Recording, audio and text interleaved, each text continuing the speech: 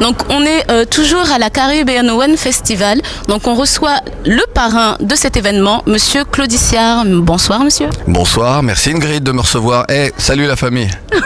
Comment allez-vous? Comment avez-vous trouvé cette manifestation? Ça a été une super soirée et moi je suis toujours très fier de voir lorsque des femmes et des hommes organisent des choses qui deviennent finalement des institutions.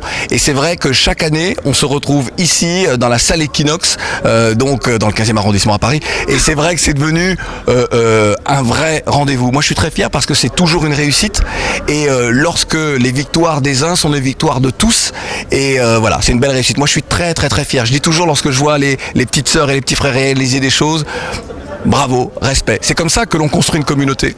Alors vous êtes un homme engagé, on le sait tous et voilà. Juste pourquoi avoir accepté, enfin bon c'est logique, mais non, c'est une bonne question. Pourquoi accepter d'être le parrain du Caribbean One Festival? Justement, c'est une très bonne question.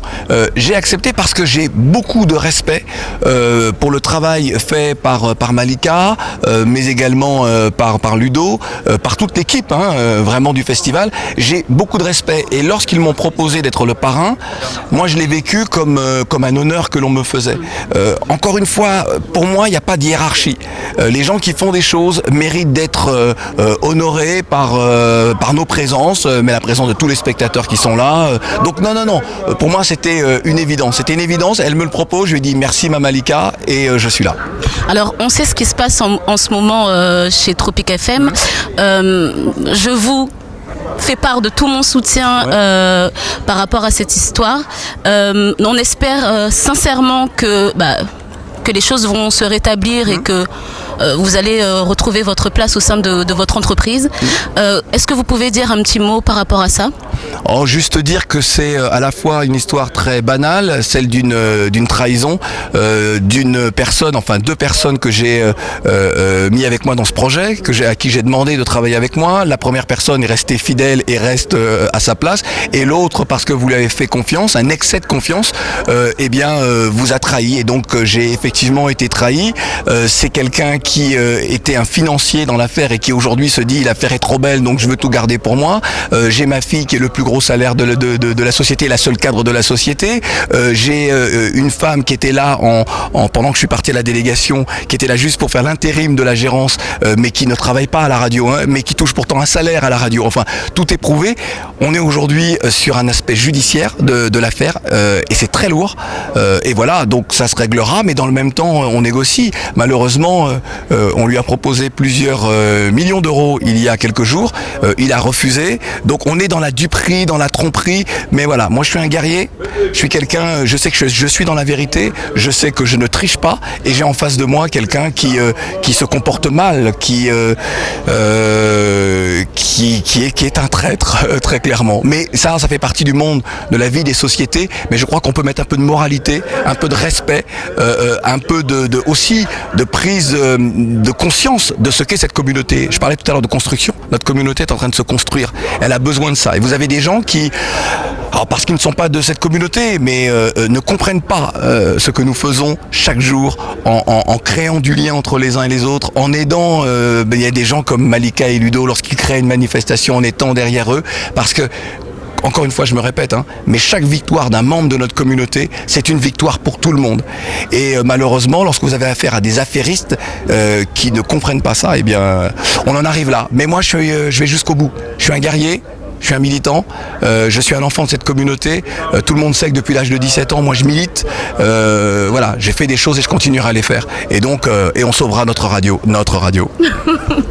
Merci. Donc, est-ce que vous pouvez parler un peu de votre émission sur France O? Alors c'est... c'est le show de Claudie. C'est le show de Claudie, c'est le showcase de Claudie, c'est le Claudie Super Show. C'est le Claudie Show.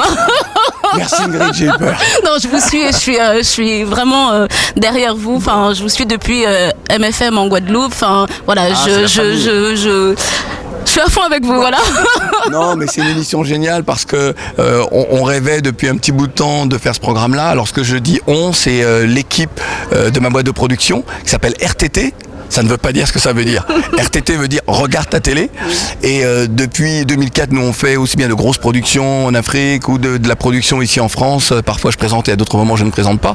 Et là, voilà, cette émission-là, avec Charlotte Delachaux qui est mon associée, on voulait vraiment faire quelque chose de différent de ce qui se fait en France, mais surtout mettre en valeur nos personnalités à nous, qu'elles soient dans le monde artistique ou pas, d'ailleurs dans le monde politique aussi. Hein.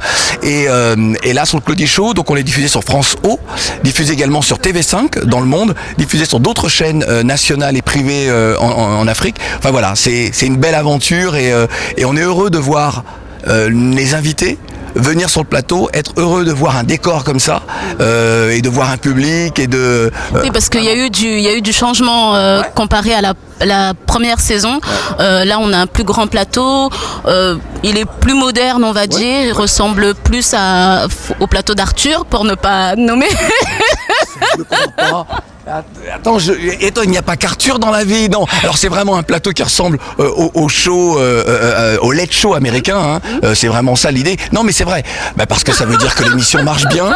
On a un peu plus de moyens. Toi-même, tu sais. Voilà. C'est parfait, tant mieux. Non, vraiment. Alors, je vais vous laisser dire un petit mot de la fin pour Canal 10 et pour tous nos téléspectateurs.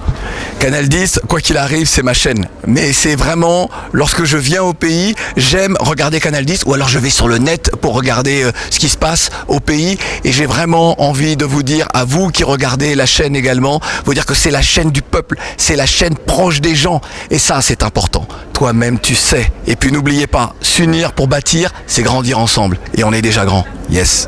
C'était Claude Zissière pour le Caribbean One Festival. À bientôt.